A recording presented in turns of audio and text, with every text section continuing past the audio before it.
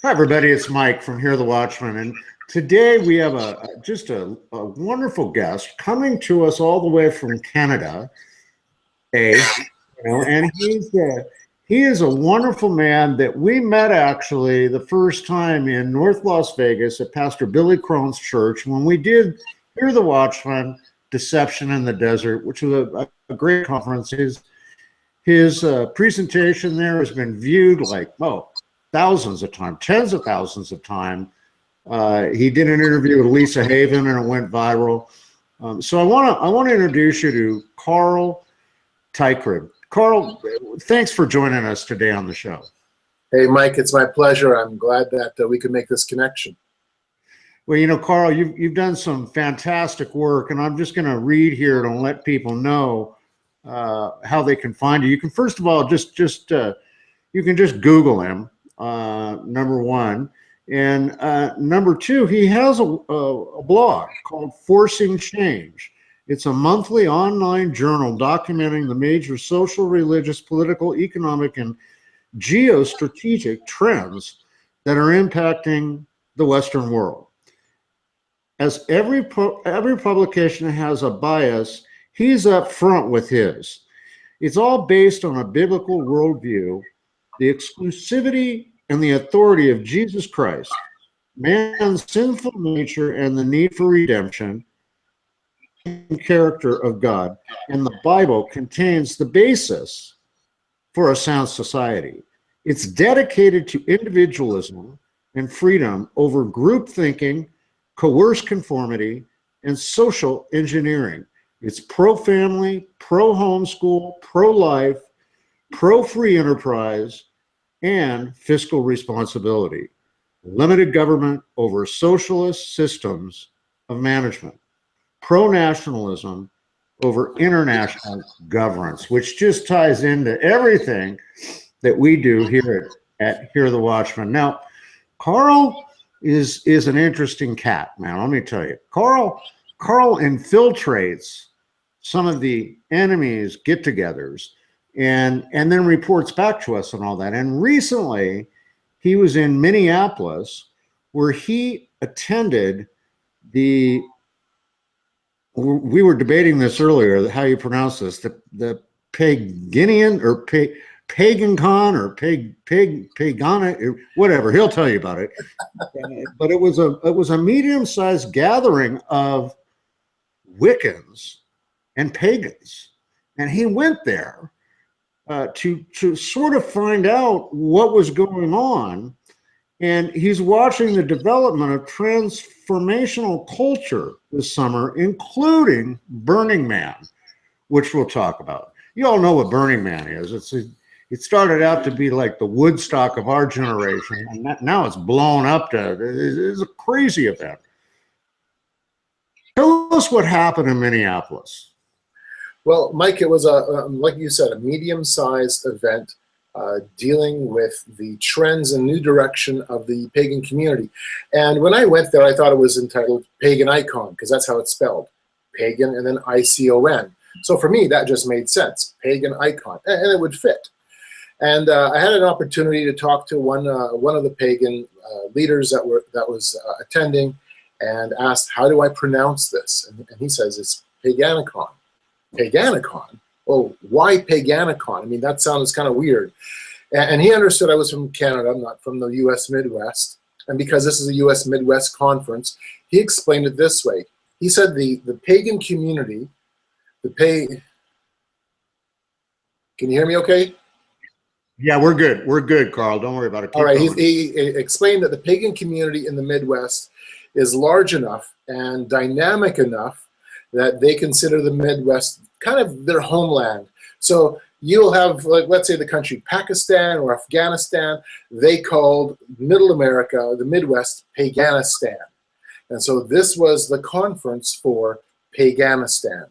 The Bible Belt, the heart, kind of the heart and soul of America, the Midwest, has enough of a pagan influence now that they felt comfortable with that type of language. And so it was an affectionate term for their part of your country. Now, this is the 7th event of Paganicon. It's been around for for a few years, and it's, as you said, about a medium-sized gathering, looking to see, okay, where will the pagan community, where are they going? What are the trends within the pagan community? The Wiccans, it was about 500 or so people, witches, Wiccans, Druids, people from a multitude of different pagan backgrounds.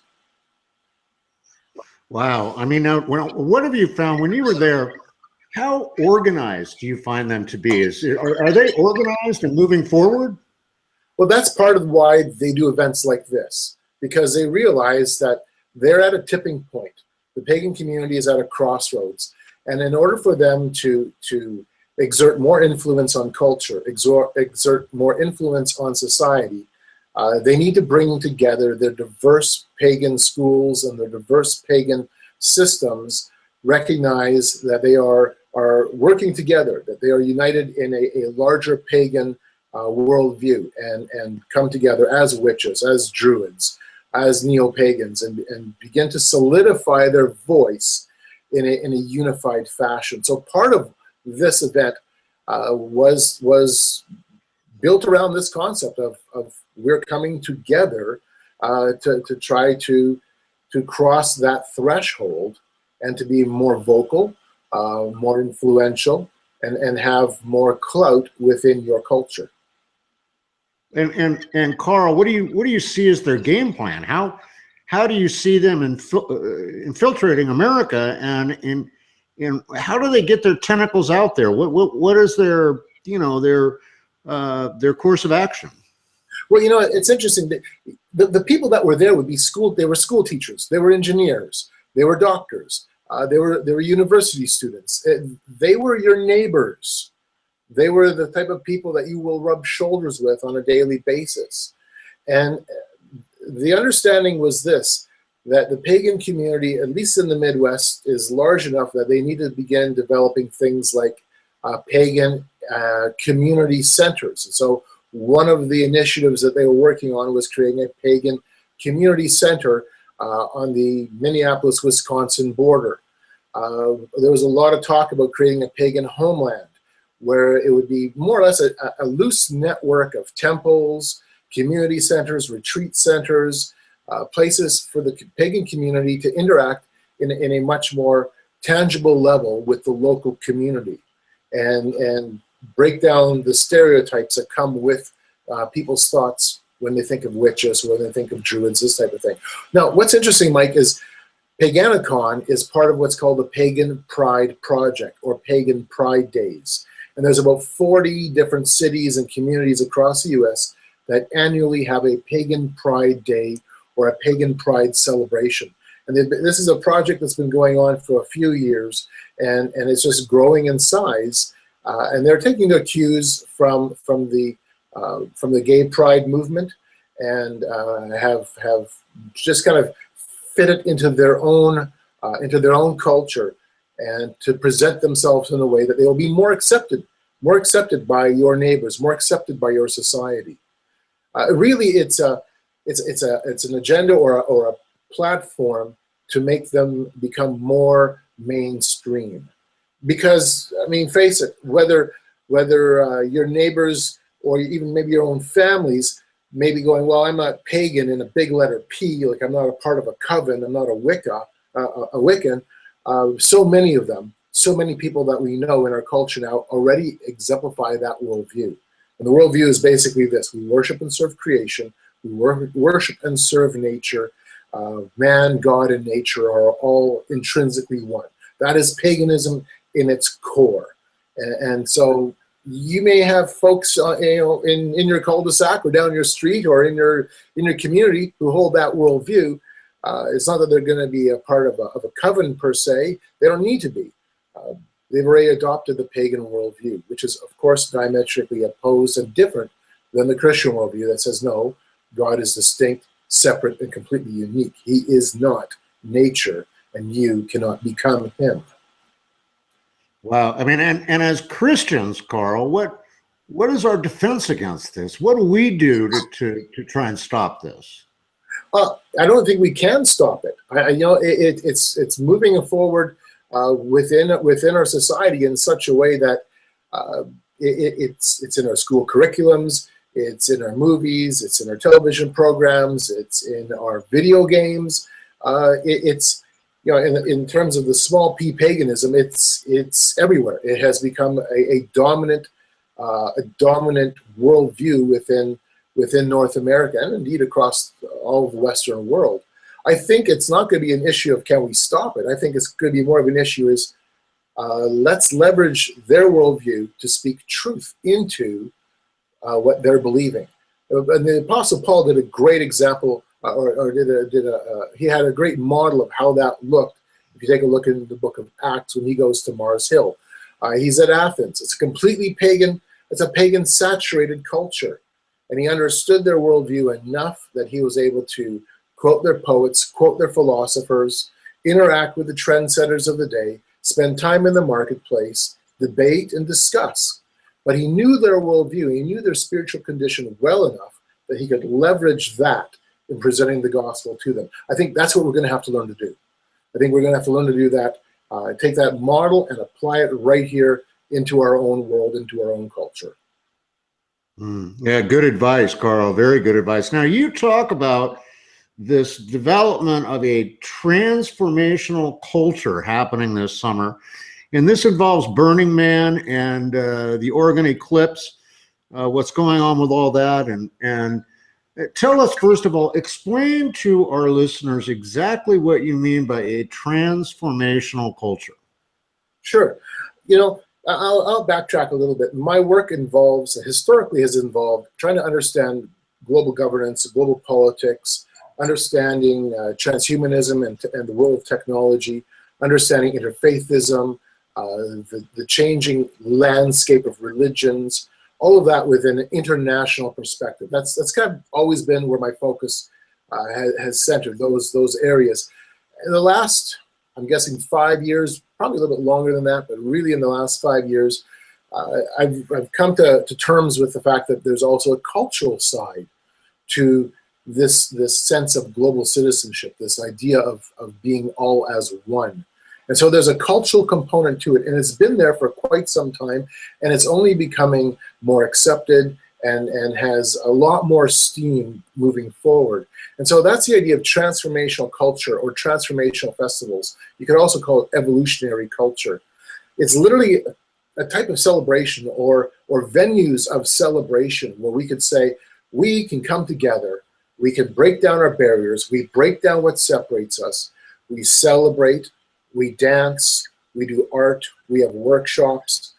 It's a place where we can congregate and feel like we are all connected. We feel our oneness. We feel like we are part of something bigger than ourselves.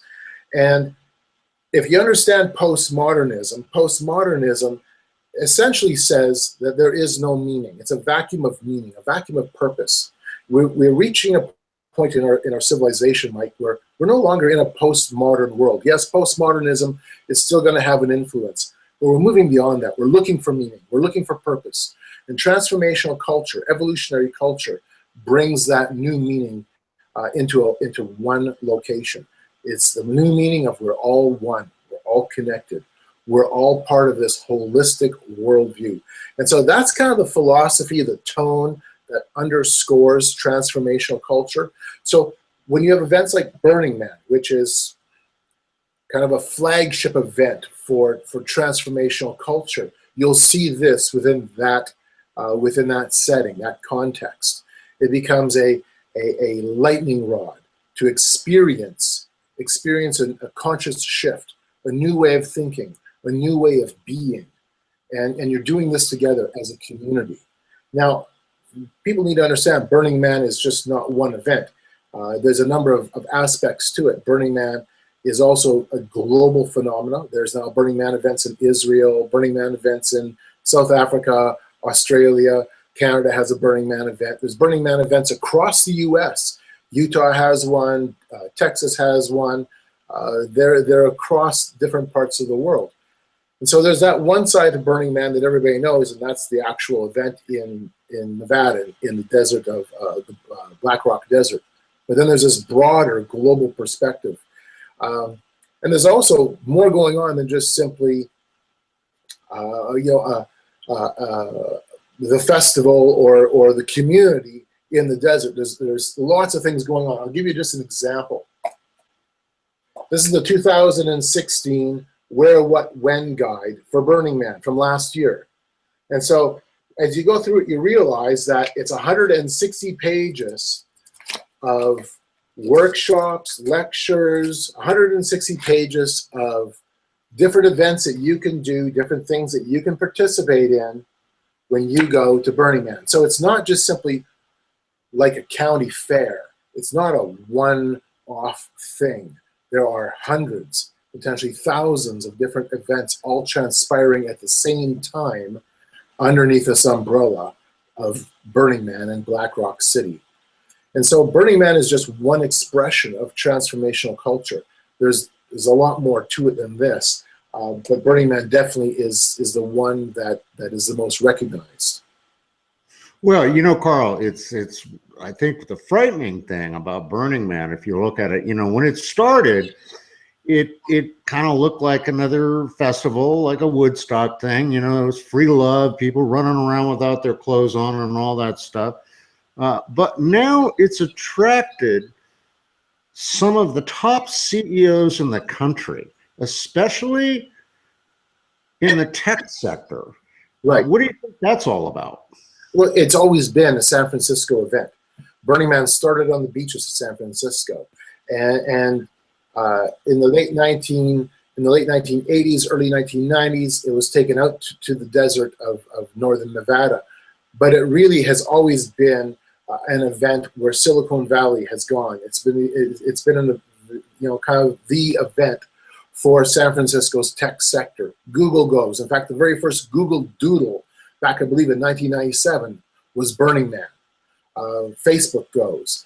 PayPal goes. The tech sector goes because they know that this is the place where culture, technology, and inspiration all comes together. It's the place where energy, community, and collaboration all takes shape and it at one place. And so that's been the draw of Burning Man, especially for those involved in the technology side. And yeah, you know, at one time in the 1980s, if you were a CEO of a big company and you wanted to know where the culture was going, you would hire a consultant who would meet up with a bunch of new age gurus, and they would maybe take you to an ashram, or they would take you to a retreat center somewhere, and you'd do a bunch of yoga and sit under some crystals, and they'd have some new ager come in and talk with you. Well, back then in the 1980s, they would pay big dollars. CEOs would pay big dollars to have that type of immersive cultural experience. Well, now you don't need that. Now you just go to Burning Man. Wow. And now, you know, you also talk about the Oregon Eclipse Festival, and what's going on with that? What do you see happening there? Oh, that's really interesting. The Oregon Eclipse Festival is taking place right around the eclipse, which is going to be hitting that part of the U.S. I mean, that's kind of like ground zero for where the eclipse will be happening this summer. And so the Oregon Eclipse Festival is a collaborative event. It's not just simply one organizer. I believe there's like 10 different festivals. There's a science and philosophy group that's helping host this event. And it's part of, again, transformational culture. There's been eclipse festivals that have been going on around different parts of the world as we've experienced different eclipses, and they gather because it's one place where they can have this sense of a cosmic experience, where when the eclipse happens, they feel like there's a sense of cosmic connection or cosmic attunement. And so the Eclipse Festival taking place in Oregon is literally a gathering where it's going to be a week-long celebration with tens of thousands of people waiting expectantly for the eclipse to take place. There's going to be workshops and lectures. It's going to be ecstatic. It's going to be very emotional. It's going to be cathartic. And then when the eclipse happens, people are going to feel like, ooh, we are one. We are one with nature. We are one with the cosmos. We're one with each other. And it's a very it's a very powerful emotional event. And so that's happening during the eclipse in Oregon. And it's one of many events. I believe you guys, Mike, are hosting an event right around the eclipse as well. I think it's in Boise, if I'm not mistaken. And so while you guys are doing your event, there's tens of thousands of people meeting in Oregon to celebrate their connection to the divine, whatever that may look like, to the cosmos, and celebrate their oneness. Yeah, I mean, it's amazing. You know, we are doing our event. It's Signs of the Heavenlies, and that is in Boise, Idaho, August 18th through August 22nd. And we are actually going to go out as a group with the speakers that are lined up there to pray for America and witness the total eclipse. And we have you know, one of the just the experts on the whole thing there is Anthony Patch, and he'll be with us. But we're trying to turn it another way. We just want to get back with Jesus, as you know. Right. You're not there to worship the sun the way that others are going to be doing. Yeah. No, I'm sure people will say that's what we're doing, but that's not it. You know, it's funny, Carl. I mean, and believe me, we want to have folks. We're going to have Carl back. I think we're going to bring him to Dallas next year. That's our biggest conference, because you need to hear his message. You really do. Carl, what's on your plate right now? What are you working on? What can we expect down the pipeline? Wow. Right now I'm working on a book, and that's been the consuming project for the last year and a half already, 2 years. It's crazy, but that's how book projects can be. So my book, Lord willing, will come out later this fall. It's entitled Game of Gods, The Temple of Man in the Age of Reenchantment. You know, the subtitle is interesting because this year's Burning Man event, the 2017, its theme is radical ritual, and they'll be taking their massive human effigy, the man, and they're building a temple all the way around him. So he's literally situated in a temple. I'm going, oh, that's the subtitle of my book. That's craziness. So yeah, right now the focus is get this book done, which really is a journey.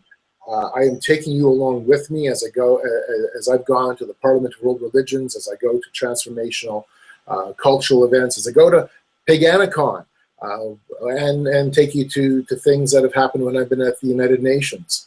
So the book is going to be an overview of how all of these different, seemingly unrelated topics all intersect as man tries to declare himself master of his own fate. Of course, the biblical response is, you're not. You're not. Yeah, brother, amen to that. And folks, I mean, Carl's not joking. I mean, pay attention to his work. Carl, how can people find you, follow you? How can they get in touch with you? Well, you know, you can definitely check me out on social media. I'm on Facebook and I'm on Twitter. My website right now is down and will be down until closer to the book's launch. And when the book is launched, the website will be open. One of the drawing cards is I was the editor of Forcing Change magazine from 2007 to 2015. We're taking all of those publications, and when the book comes out, there will be a code that allows our readers to access all those back issues. And so we're looking to integrate some of that older work with the new product, the new book when it comes out. But until that point comes, the best thing that people can do is just Google me and look me up on social media. Again, Twitter and Facebook. Awesome. Well, Carl, I really want to thank you for taking time to spend with us today and inform the people of what's going on. Folks, please, for constant updates, it's www.hearthewatchman.com. And our YouTube channel here, spread the word, because what we're trying to do, we are trying to tell the truth and get the message out there by having guests like Carl on. Earlier today, we had Anthony Patch on. Together, and we're not going to, like we're not transformational, we're of Jesus, but together, we are trying to affect a change, and we need your help to do that. There is a donate button on our website.